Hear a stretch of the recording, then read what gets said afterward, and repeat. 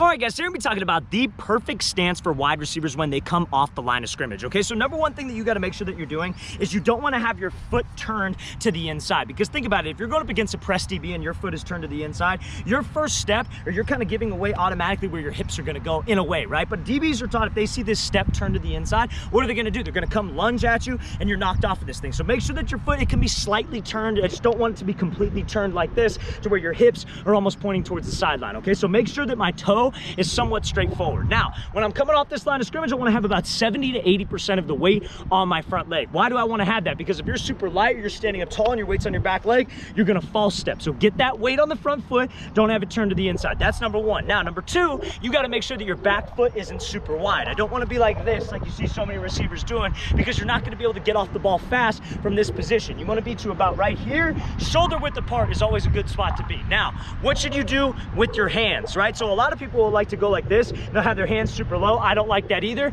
Then a lot of guys like to do this. I don't like that either because you're tense. I want them just to be in a relaxed position right here and do not have your hands crossed. Reason why you don't want your hands crossed, because when somebody tries to jam at you, guess what you have to do? You have to go like this, then swat. You want to be nice and relaxed so we can just react and get off the ball as fastly and as efficiently as possible.